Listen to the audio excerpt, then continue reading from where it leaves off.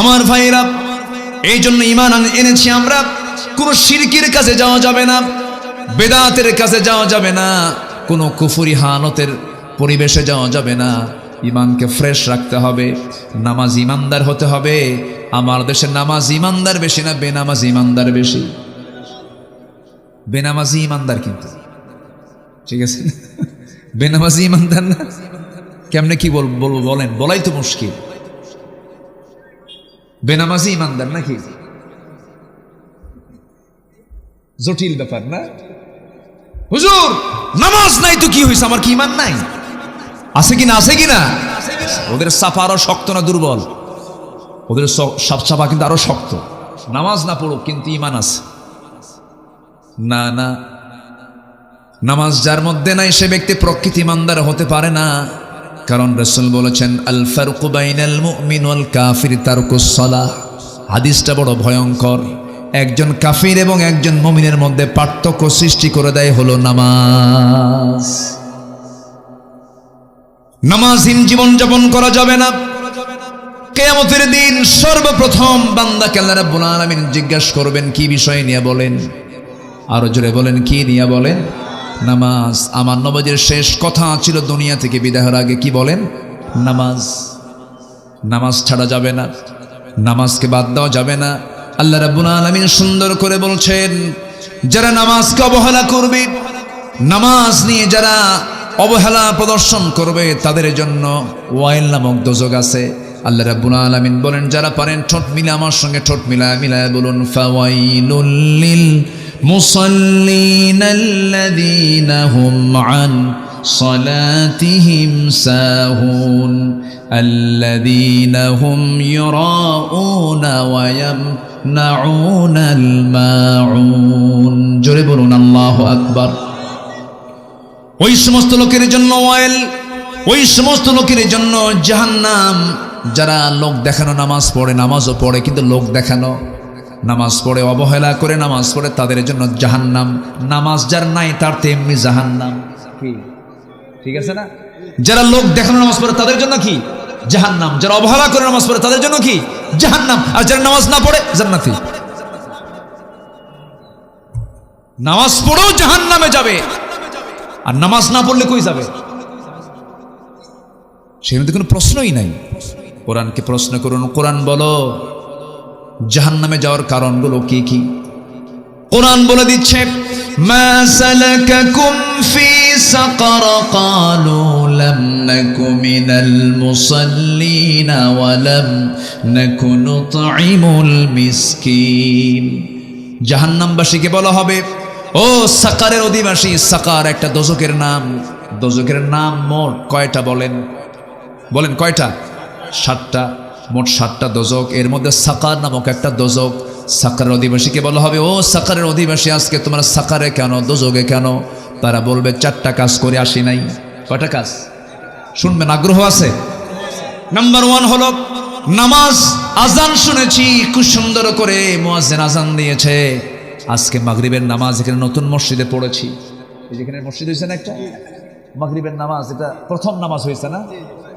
প্রথম মাগরিবের নামাজ আজকে হয়েছে, বলি আলহামদুলিল্লাহ।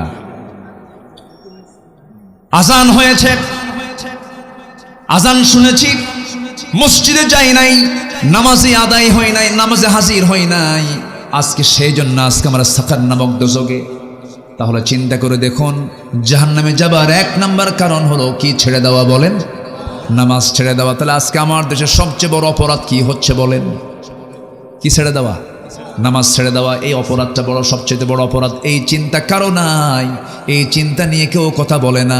অথচ আল্লাহ রাব্বুল আলামিন বলছেন, রাষ্ট্র গঠন করবা, 4টা আইন দিচ্ছে। 1 নাম্বার আইন হলো তোমরা রাষ্ট্র গঠন করার সঙ্গে সঙ্গে জাহান্নাম থেকে বাঁচার জন্য জাতিকে নামাজের ব্যবস্থা করে দিবা। জোরে কোন সুবহানাল্লাহ। কার কথা?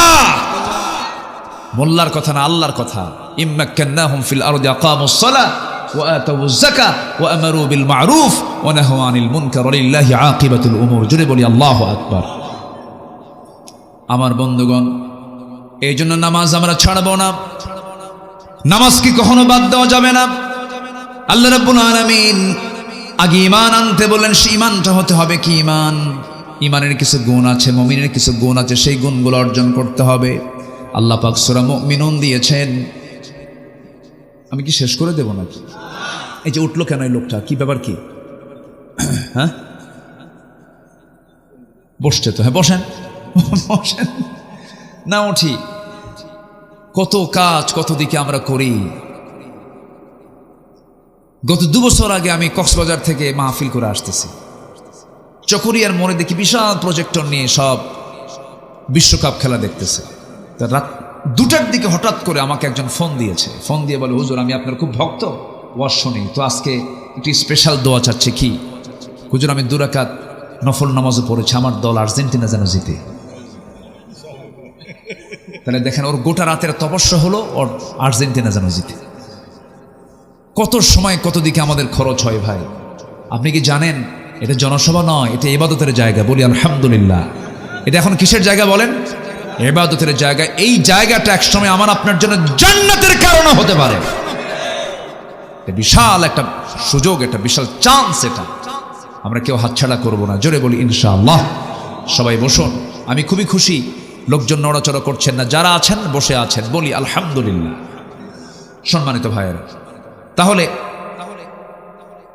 আমরা ঈমান এনেছি কিন্তু ঈমানের গুণ নাই। ওটা কি ঈমান আনা হলো বলেন তো?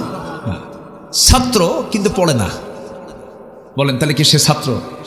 ছাত্রের কাজ কি হবে? পড়া। আর ঈমানদারের কাজ কি হবে? গুণগুলো নিজের ভিতরে উপস্থিত করা। ঈমানদারের গুণ কি? আল্লাহ রাব্বুল আলামিন কাফিরকে চেনার জন্য কাফিরুন দিয়েছেন, মুনাফিককে চেনার জন্য সূরা মুনাফিকুন দিয়েছেন, আবার মুমিনকে চেনার জন্য সূরা মুমিনুন দিয়েছেন।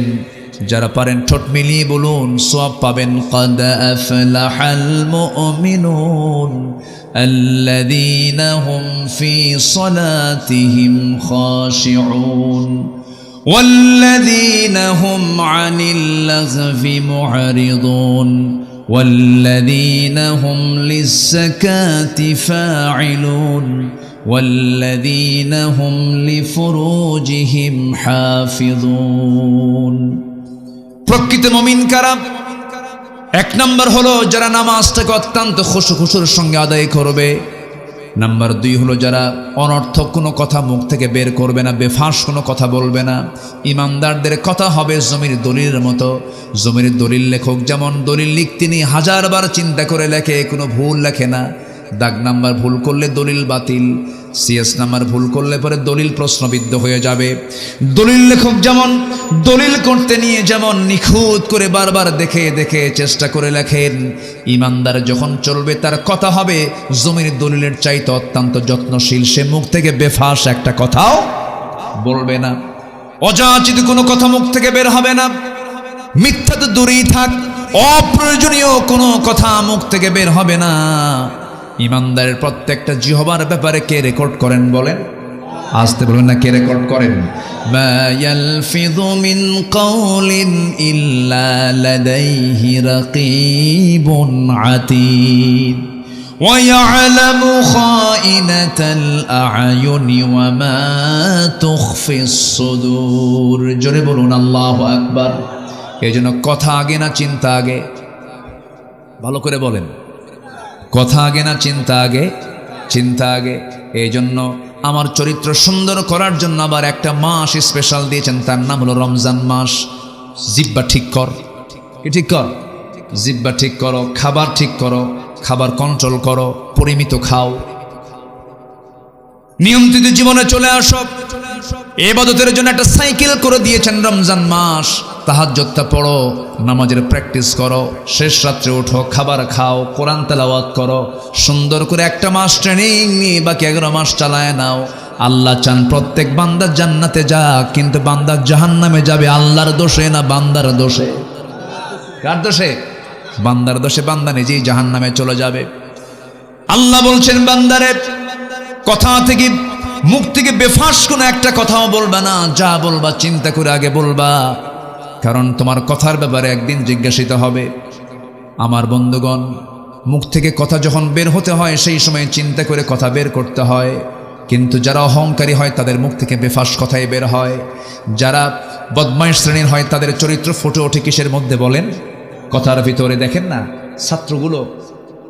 ছাত্রগুলো কি সুন্দর করে, আমাদের সন্তানরা বলতেছে কোটার কয়দিন থাকে, আমরা মেধা খাটায় আমরা চাকরি পাই না, এই বৈষম্য দূর করা হোক।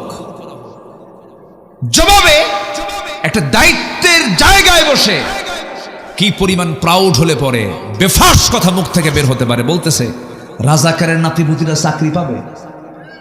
কয় নাই? বলেন এই পতনের পিছনে এই কথা কি ছোটখাটো কোনো বিষয়? বলেন ছোটখাটো কোনো বিষয়? কথা কি জিনিস দেখেন, একটা কথা, একটা অহংকার পতন ত্বরান্বিত করেছে, ঠিক কিনা? আল্লাহ বলছে ইমানদার হবা আগে জিব্বার লাগাম ধরো, ওয়াল্লাযীনা হুম আনিল লাগযি মুরিদুন, বাজে কোনো কথা মুখ থেকে বলবা না। 16 বছর টেলিভিশন খুললি এক প্রতিবন্ধী নেতা দেখতাম, ওই নোয়াখালী বাড়ি, প্রতিবন্ধী এক নেতা দেখতাম, খালি মাইক পেলেই বলতো খেলা হবে। কি এরকম বলতো না? বদমাইশ। যশোরী ছিল তো, যশোরী ছিল, কোন দিক দিয়ে কে পার করে দিছে আল্লাহ জানে। আমরা পালাই না। 16 বছর আমাদেরকে রাজাকার বলে গালি দিয়েছিল ওরা, আমরা একটাও পাকিস্তান যাই নাই। হিন্দুস্তানের রাজাকাররা সব হিন্দুস্তানে গিয়ে বসে আছে। কি আমরা কেউ পালাইছি? আমরা চোর না, আমরা চুরি করে নিয়ে যে পালাবো, আমরা বুক দেব পিঠ দেব না। দেশে আছি, দেশেই থাকবো। বাড়িওয়ালা একজন, চোর 10 জন, হুঙ্কার কারটা বেশি শক্তিশালী? বাড়িওয়ালা। চোর 10 জন হয়ে লাভ নাই, বাড়িওয়ালা একটা শুধু ধর মারবে দৌড়, কারণ ও যে চোর, ও কি চোর। আমরা বাড়িওয়ালা থাকবো, আমরা চোর হব না। জোরে বলি ইনশাআল্লাহ, আরো জোরে বলি ইনশাআল্লাহ।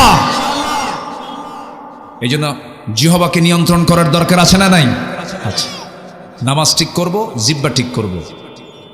ওয়াল্লাযীনা হুম লিয-যাকাতি ফাঈলুন, মালের যাকাত দাও, তোমার মাল কখনো নষ্ট হবে না, তোমার সম্পদের বরকত কখনো ফুরাবে না।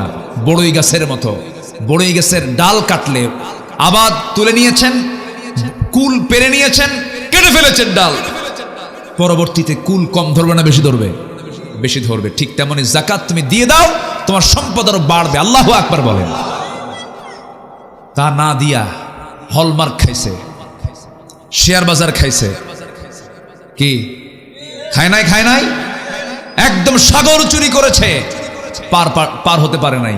ভাঙ্গা হেলিকপ্টার নিয়ে বসেছিল যে দরবেশ আসবে, দরবেশ আসতে পারে নাই। দরবেশ আবার নৌকায় চড়ছে গুল করে। কোস্টগার্ড ধরে ফেলে বলতেছে আইনমন্ত্রীকে, দুজন গেছে একসাথে, আইনমন্ত্রীকে দেখে বলতেছে স্যার সিনসি চলেন, থানায় চলেন। আইনমন্ত্রী কয় আমি কি একা আসছি নাকি, আমি তো জামাতের সাথে আসছি।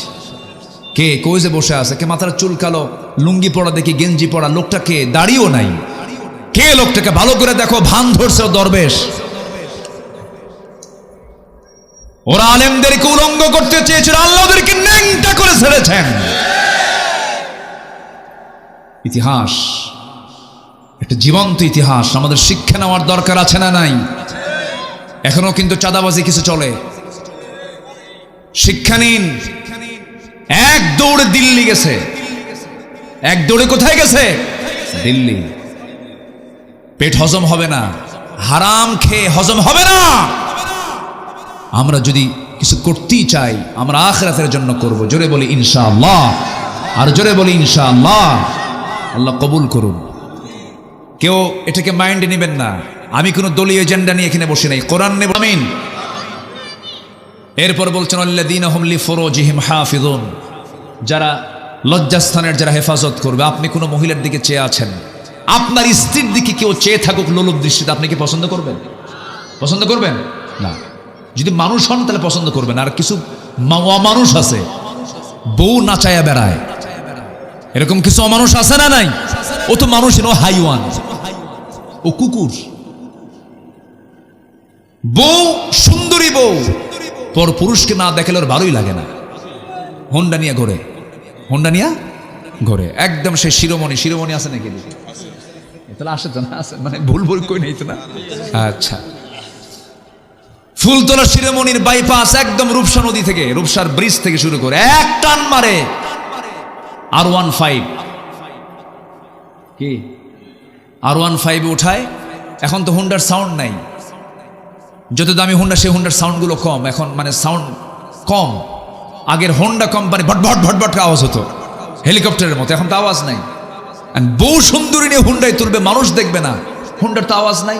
মেকারকে বলে তাড়াতাড়ি পাইপ সারা, স্যালেঞ্জার আউট কর, আওয়াজ বের কর, বউ আমার দেখাতে হবে। হুন্ডায় তোলে, অর্ধলগ্ন বউটাকে হুন্ডার পেছনে তোলে। এখনকার হুন্ডার সাইজে তো নাই, সমান না তো, প্যাসেঞ্জার এবং ড্রাইভিং সিট একদম 3 তলা আন্ডারগ্রাউন্ড, কি ঠিক আছে না? পিছনের সিটে একদম 3 তলায় তুলে থাকে বউরে, আর ও থাকে একদম মাটির তলে, মানে পর্দায় থাকা দরকার যার, ও নাই, ও গেছে মাটিতে, 2 দিকে পা দিয়া বসে। এক টান দিল, জাতি হতবাক হয়ে গেল যে কি গেল। সন্ধ্যার আগ দিয়ে রূপসার তীরে হলদেটে রঙিন সূর্যের নিচে আইফোন 16 প্রো ম্যাক্স ফোন দিয়ে, যেন ছবিতে কোনো কিছু কালিমা না থাকে, একদম ফ্রেশ একখান ছবি, অর্ধলগ্ন ছবি তুলে, লাল লিপস্টিকওয়ালা ছবি তুলে ফেসবুকে আপলোড দিয়ে বলে, প্রিয় বন্ধুরা আসুন আমার বউটাকে সবাই জামাতের সাথে দেখি। যেরকম নাউজুবিল্লাহ, এরকম কিছু লম্পট মার্কা কিছু পুরুষ আছে না নাই? আচ্ছা, আল্লাহ বলছেন আল্লাযীনা হুম লিফুরুজিহিম হাফিজুন, যারা লজ্জাস্থানকে হেফাজত করবে আমি আল্লাহ তাকে নিজের হাতে জান্নাতুল ফিরদাউসের চাবি তুলে দেব। কার কথা? কার কথা? আল্লাহর কথা। তাহলে নামাজটা রেগুলার, বাজে কথা বাদ, যাকাত ঠিক মতো, এরপরে লজ্জাস্থানকে হেফাজত করা।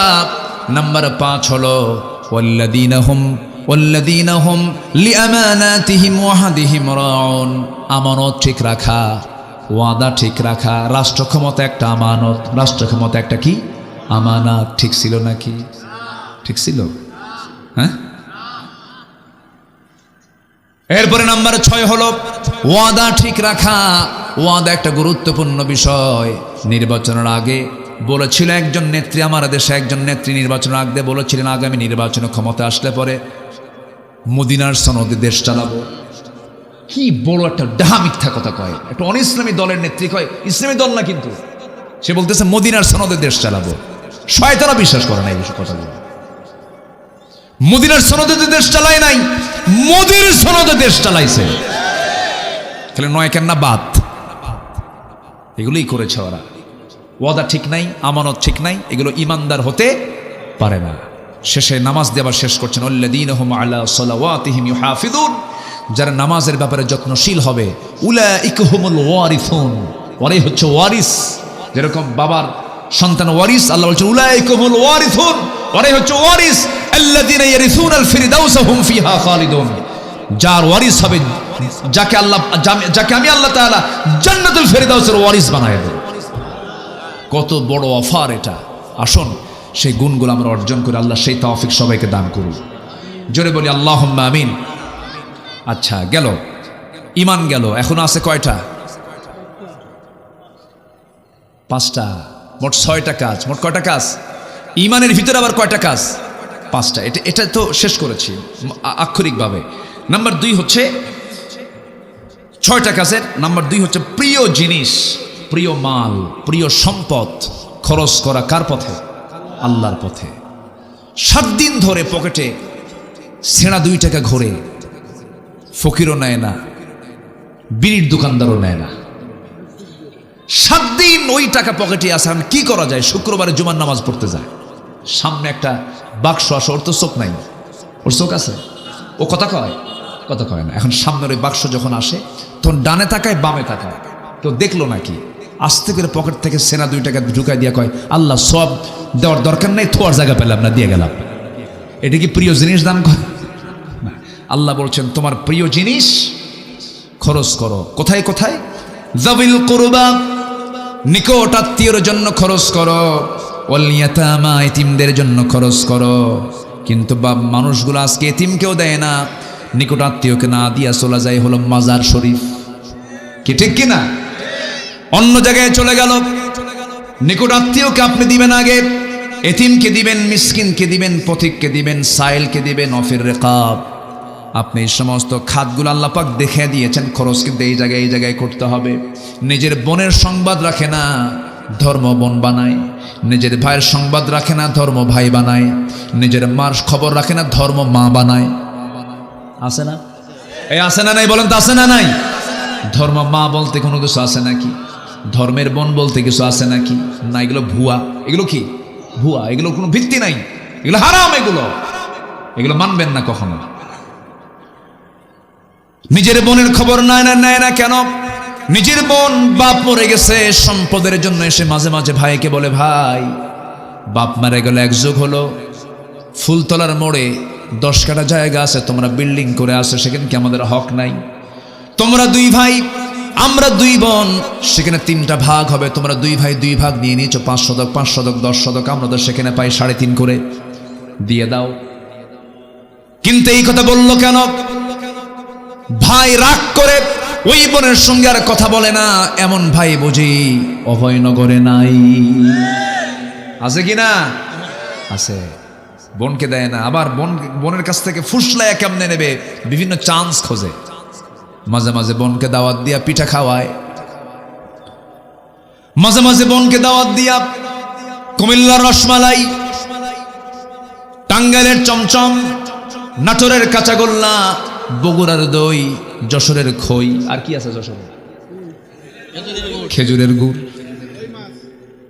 আচ্ছা, হ্যাঁ, আমার বন্ধুগণ সবগুলো এক জায়গায় জড়ো করে বোনকে খাওয়ায়, পাশে বসায় বলে, বোন আমার, তুমি আমাদের সবার বড় বোন, মা মরে গেছে, বাপ মরে গেছে, তুমি আমাদের মুরব্বী বোন, রাগ কইরো না, সংসার হয়ে গেছে, তোমার ছেলে মেয়ে হয়ে গেছে, বিয়ে দিছো, আমাদের অংশে তোমার অংশ আছে, তোমার বাবার অংশ আছে, তুমি কিছু পাবে, ঠিক আছে, কিন্তু বোন একটা কথা বলি, কি অংশ নিলে কিন্তু ধ্বংস হয়। দেখেন কত বড় শয়তান ওটা, আছে না নাই?